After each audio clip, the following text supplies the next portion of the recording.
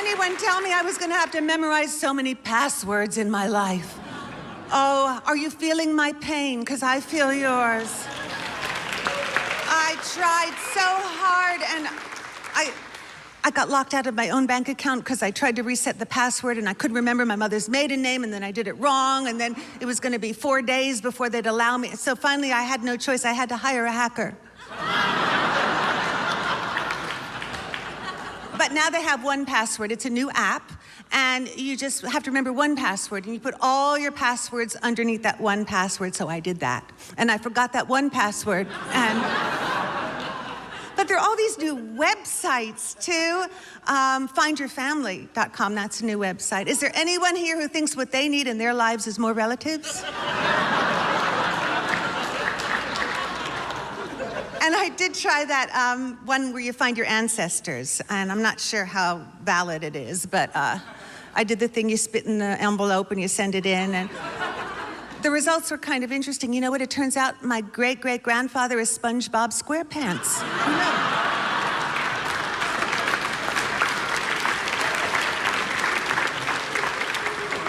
And I recently had a death in my family. My phone died. And that's your best friend. Your phone is your best friend now. And it just went dead. And, you know, everyone says, turn it off and on again. And so I said, I can't do that. So I called the hotline, and then 20 minutes later, I talked to someone in India who said, Deb, you turned it off and on, you know? And I said, well, it's already off, so I can't turn it off. And if I could turn it on, I wouldn't be having this conversation. So I made a Genius appointment at the Genius store with one of the Genius people.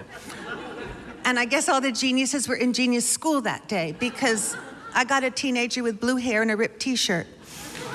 But he was a teenager and he was a genius, and that's why he didn't say turn it off and on again. He looked at it and said, ooh, your phone's dead.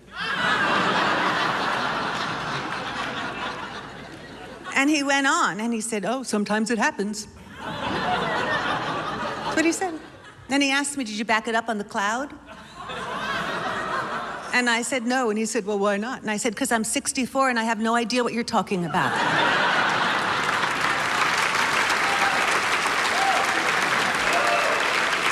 You're afraid to go to Detroit? No, I'm not afraid to go to Detroit.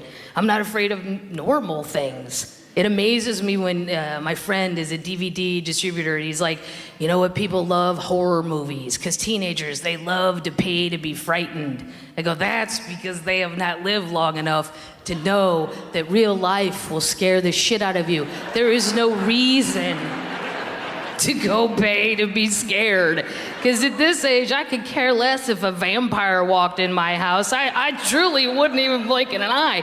But look at this mole. Yeah, that scares me. Look at that mole. Yeah. It's got ridges on it now. It didn't 3 weeks ago. But I don't have time to go to a doctor, so I just ask other comedians. They're like, hey, does that look fucked up to you? And they go, no. I go, cool. And then I go have another beer and forget about it. Yeah. Really? You're gonna pay to be scared? I'll scare you. Here's a letter from the IRS. Do you want to open that now or after you've eaten lunch and you can vomit your $8 lunch special? I'm not afraid of a burglar. I'm afraid of the mailman. That's who I'm afraid of. That son of a bitch hasn't brought anything good to my house since I was 10. That's the last time I got a birthday card with money in it. That was it. Ever since then, nothing. But I do love the post office, which is a bit of a dichotomy because I cannot believe at this age, I have friends that when they raise the price of a stamp, my friends will go insane. Yeah, young people in their 30s and 40s. It's not old people on a budget. 30-year-olds. Oh my God, they raised the price of stamps. Jesus Christ, that's a highway robbery. This federal government, Really? It's 49 cents. You're angry about that? Because I feel the exact opposite way. I cannot believe to this day that I can walk into a building with a piece of paper in my hand and look at a full-grown adult and go, hey, 49 cents. Will you take this to Alaska?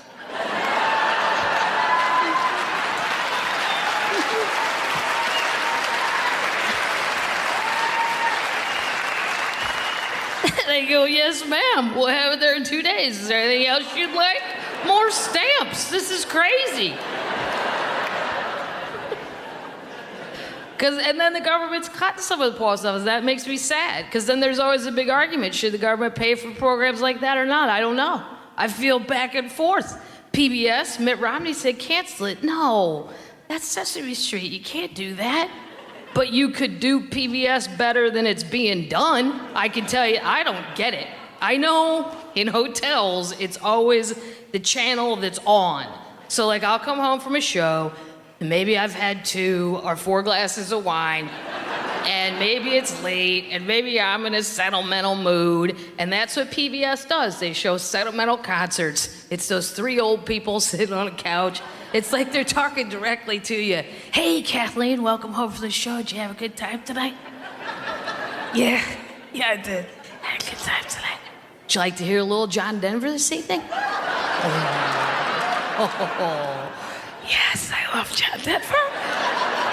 I don't tell people that. It sounds geeky, and I'm still really angry at him for not putting enough gas in his airplane. I don't understand how you do that. You're an American icon. Check your gas gauge. All right, okay. But yes, I'd like to hear some John Denver. Would you like to hear John Denver sing Sunshine? Oh, yeah. I love Sunshine. And then, bam, they blast you to Red Rocks. There it is, Colorado, Red Rocks, 1978. There's John Denver singing it. Sunshine on my shoulders makes me... And then he's gone, and it's the old people again. Hey, Kathleen, were you enjoying that song? Yeah, I was. Would you like to hear John sing the rest of Sunshine? Yeah, I would. Well, here's the thing. We are $84 short, and we got Peter, Paul, and Mary coming up next, and I know you don't want Puff the Magic Dragon interrupted, so why don't you just go ahead and put $250 down on your credit card and enjoy your evening. A good thing about getting older is I have vintage clothes, and I'm the original owner. So this dress I originally wore in Comic Relief in 2006. Thank the Lord it stretches. And I don't have Spanx on either. Gaffer tape, yes. Tried duct tape, but it didn't hold. I don't give any of my clothes. I have my clothes carefully divided up into 3 groups. Clothes I can wear now. Clothes I might be able to wear again at some point. And clothes I'm never, ever gonna be able to wear again, even if someone cuts me in half.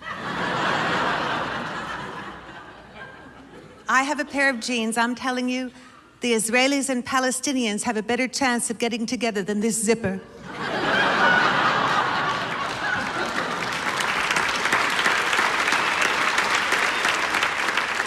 I won't give up. There's always a chance I could get shingles and lose a few pounds. Because women were always trying to get into better shape, but I have friends now who are having operations. Not a good idea. One of my friends had that balloon put in her stomach, but you know what happened? She sneezed and it came undone and she flew around the room.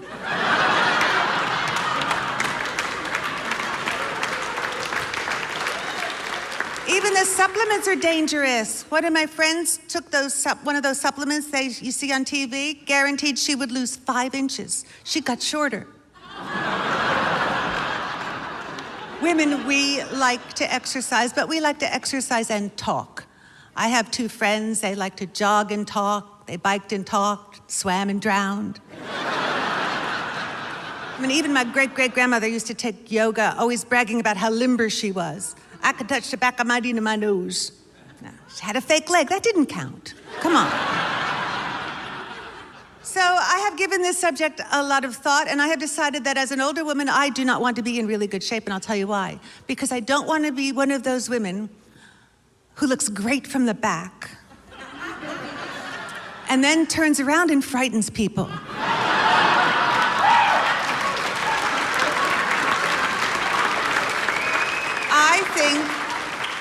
I think the back should match the front. That's what I think. And you know what I love now? Compliments. Compliments make me so happy. And I find as time goes by, I'm less picky about compliments. The other day, I was giving blood, and the technician said, "Nice veins," and I said, "Allow me to take you to dinner." Thank you. Some compliments are kind of underhanded. I was trying a dress on in a store, and a saleswoman said to me, "That's a very forgiving dress." I know. I said, "Then you'll forgive me if I don't buy it from you. Thank you so much." When I was younger, I was insulted by compliments. I'd be walking down the street in Manhattan, and a construction worker would yell out, "Yo, mama, bring it over here." And I'd think to myself, well, you animal. Treated me like a piece of meat. The other day, I was walking down the street, and a man who'd recently regained consciousness rolled out from under a bench, and vomit dribbled down his chin, and he opened up his crusty, pussy, bloodshot eyes, and he said, "You know, you're a good-looking woman." And I said, "And you, sir, are a fine gentleman with excellent taste. Thank you so much." I've done every kind of exercise in the world, and when I was y'all age, I was so gung-ho, and I wanted to go and do, and I wanted to be firm and tone, and then one day I just said, I don't care. But, and that's a good feeling too. But when I was y'all's age, I was big into CrossFit. Do y'all have CrossFit here? Ooh, I hope y'all don't end up in a boot. All right. It is bad mamma jamma. And it came to Knoxville, and these young boys in their early 20s opened it up, and they were darling. And they both had little fannies that looked like baseballs. And I wanted my fanny to look like a baseball. So I got my good friend Becky. Becky and I joined CrossFit together. For those of you who don't know, it's like military moves, push-ups, pull-ups, that kind of thing. They'd put a big tractor tire in the parking lot, and they'd set Becky in it, and I'd pull her across the parking lot while she held her purse. Well, these boys came to us one day, and they said, "Hey, we're going to have a contest, and whoever wins it gets 3 months of free training. And it's going to be for the women and for the men. It's going to last 10 weeks. We're going to take your before and after picture, and then the whole gym's going to vote on whose body has changed the most." And we were like, yes. So one day, we show up, didn't know it was picture day. I had on a horrible-looking sports bra that had lost all of its support, and I should have bizzed it the night before. It had a gray tint to it, and it really wasn't gray. It was white. And if I'd have known it was going to be picture day, I'd have gotten a spray tan. But anyway, they said, "Take your top off," to me and Becky, and they go, "Just leave on your sports bra and your spandex, and we're going to take your picture." And I was like, whoa, wait a minute. And I didn't want those little boys to not ever want to marry and have children. So I said, "Becky, me and you, we're going in the back." I said, "I'm taking Becky's picture and she'll take mine." So we went in the back room, and Becky went. And I said, "What are you doing, Becky? Don't you want to win this thing?" "I want to win it." So I took my spandex and shoved it under my stomach and went.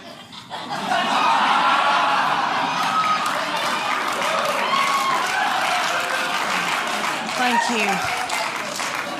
Oh, it was a sight. These kids put it on the internet, because that's what kids do. So if y'all Google it, and you see this poor woman with her head cut off with these 2 feed sacks, oh, it was a sight. But what they said, they go, "Okay, and when I saw that, I thought, oh my gosh, you are what you eat, and I look like a big bun, is what I look like." But they said, "You're going to eat paleo, and it's what God put upon the earth to sustain us. So if you can run it down and kill it, dig it out of the ground, pick it off of a bush, you can eat it." So that's lean meats, fruits, vegetables, nuts, berries, and seeds. That's no grain, no dairy. When's the last time any of y'all ever got off of white flour? Anybody? Oh, and you still can yell. Okay. Good for you. Oh my gosh, I had the shakes. Becky and I both were shaking. We drank a bunch of coffee. Then we had to have our teeth whitened. Anyway, my husband said, "You are so hateful. Will you please eat a piece of white bread?" I mean, it was awful. I mean, oh, how horrible if somebody had to get off of heroin. I mean, and I don't know what that's like, but I watched Shaft when I was little, and I remember it being a booger when somebody had to get off of heroin. This felt similar. It may not have been. Anyway, they took the after picture, and I made sure I had a spray tan. Let me tell you that, honey, because a spray tan takes 12 pounds off of you. Anyway, I had a spray tan. I had on a really cute sports bra and spandex. And I took mine, and I'm ashamed to tell y'all, but I won that thing. Oh, thank you. But she's in the 10th grade. High school's almost over. It gets so expensive. Luckily, Martin and I thought ahead, and when Molly was a baby, we put away some money for bail. So, what am I going to do the day she leaves the house? It's going to be excruciating. I was talking to my friend Cindy about it, and she said, "You know what, Rita, don't worry, because college is only 4 years, and then they come home and they live with you for the rest of their lives."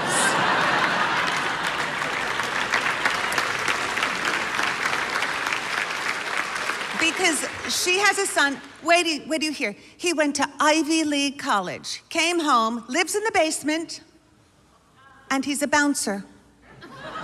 Not at a nightclub, he just has a ball and he likes to bounce it. And there are gonna be no jobs anyway. I mean, what's Molly gonna do? I was trying to think what the world is gonna need in the future, and I think what Molly should be is a tattoo remover.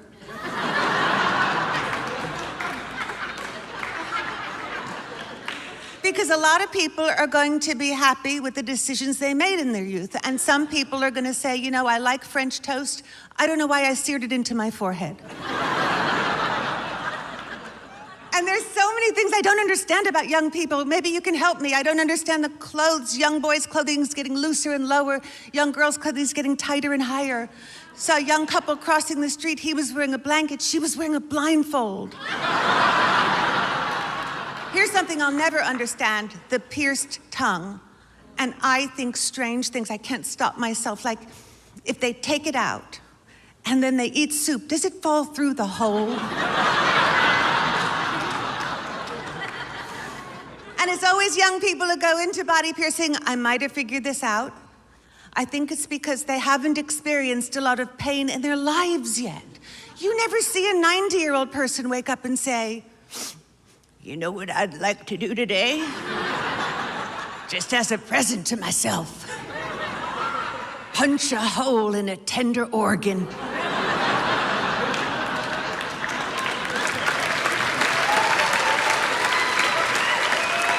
And I know tattoos are all the rage, and I would never get one, but you know what? Luckily, on my left leg, I have a vein in the shape of a ship.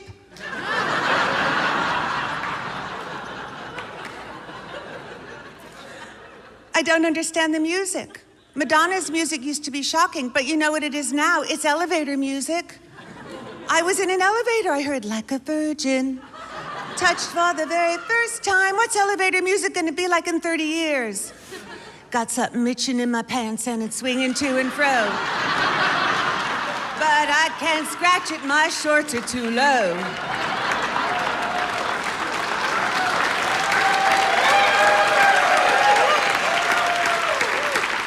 For your enjoyment, that was performed by the Mormon Tabernacle Choir. People ask me, how do you stay married for 30 years? And I just say we've been very, very lucky in that no other people have found either one of us the least bit attractive. We've been together so long, we don't even have to talk anymore. We know what the other person is thinking. It's scary, we're on the same wavelength. Sometimes I'll be lying in bed and he'll just roll over and whisper in my ear, "You're wrong."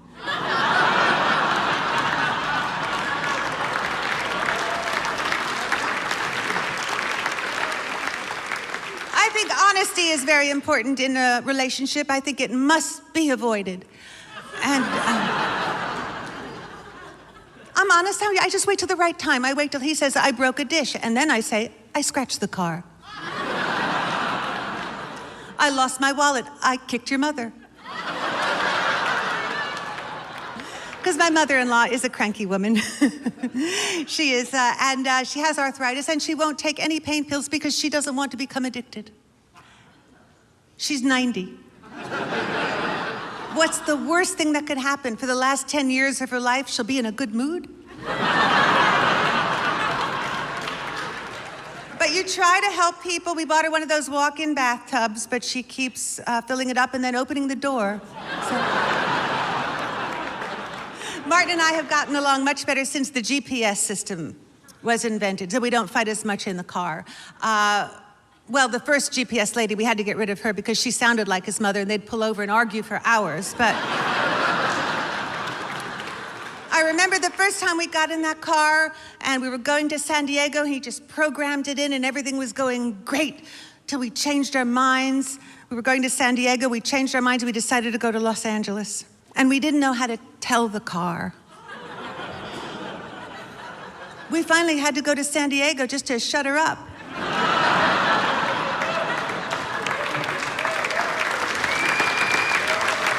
And of course, he bought the car with the self-parking system. I said, we don't need it. Well, we needed it the other day.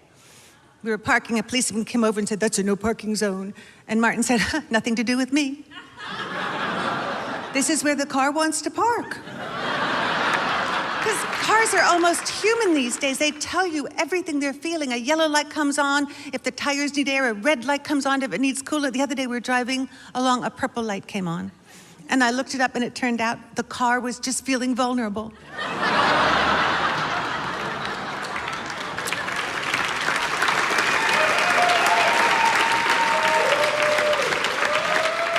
My car was in the shop and I had to drive Martin's car, and you know what happened? I bumped into a pole on the passenger side. And I didn't tell him because he never goes over to that side. And one day he went over to that side and he got furious. And I said, there's no use getting angry now. This happened 6 months ago.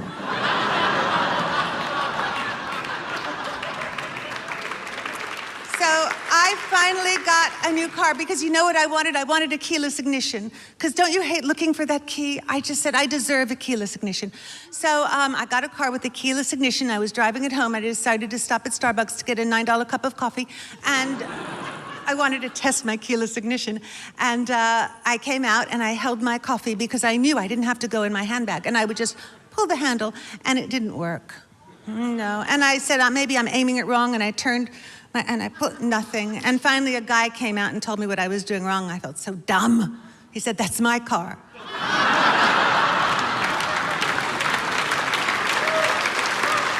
Nothing says I'm done with life like a 40-something woman in a sports bra. I've never done sports. It's not like I do sports. I've never done sports. Just, I like the look of one low, defiant breast. Just daring you to with it. Just, I dare you. I was called a MILF the other day.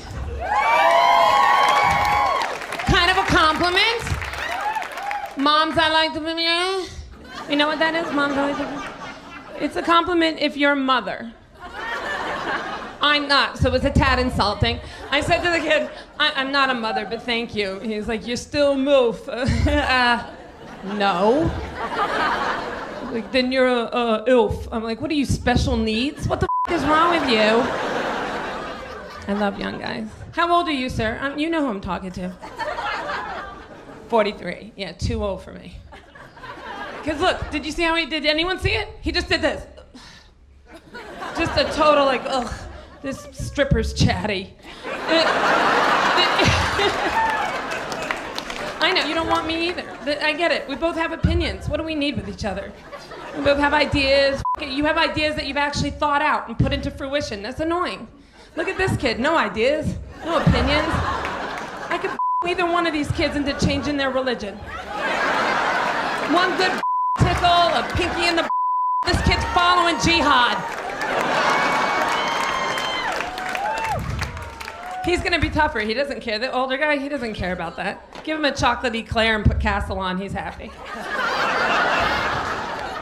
I really do like young guys, but Jenny's wrong. I'm not a cougar anymore because I don't hunt. Not now. Now I'm more of like, can I sit in this? I don't even know if it's gonna happen. There's a good chance we're gonna have to take me out on the stool. Just be careful, people down front. I might put your eye out if the belt pops off. It's very apropos that we're in Vegas because I'm starting to sweat like old Elvis.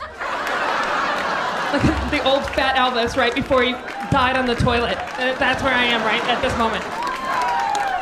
Where were we?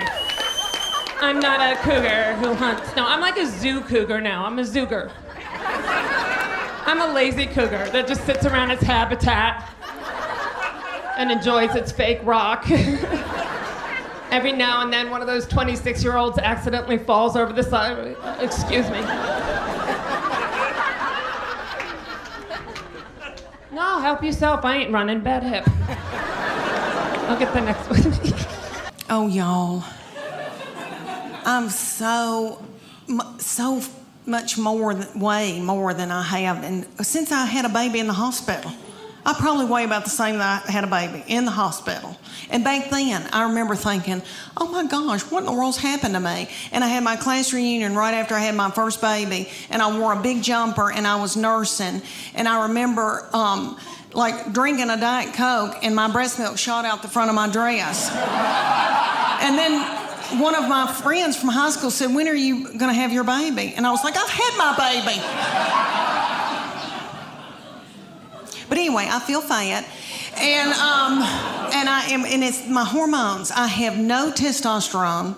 I went to the doctor. I had no testosterone, no progesterone. I have way too much estrogen, which evidently makes you bitter and angry and hateful. That's what my family says. I think they're bitter and hateful and angry. But it has messed up my weight and all that. Well, that, and I've been eating white flour. But I have been on every diet in the world. I've done everything. I've done Whole30.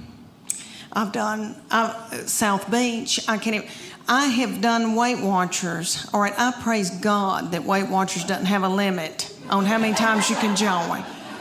Because I have joined Weight Watchers 9 times.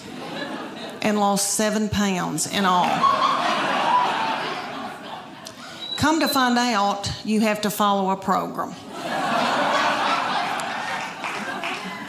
I know that, but I go because the meetings are funny, and it's like going to a comedy club.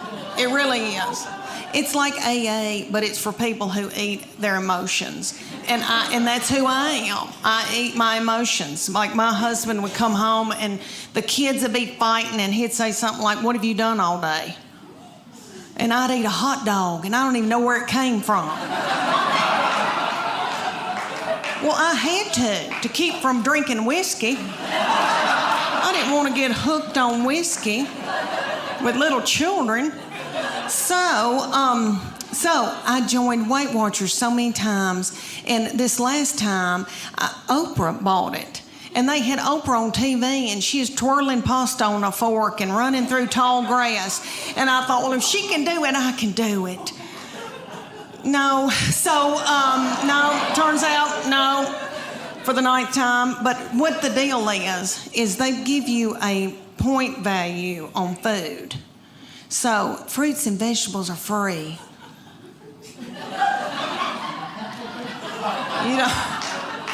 You don't care, really. And like a piece of beef that's the size of a credit card. It's like 5 points or something like that. You don't want any of that. You're so hungry when you start that you could eat the wallpaper off the walls. You want a Snickers bar, but they're like 12 points. My sister goes on it every time I do, and she'll call me and she'll say, it's noon, and I've eaten all my points.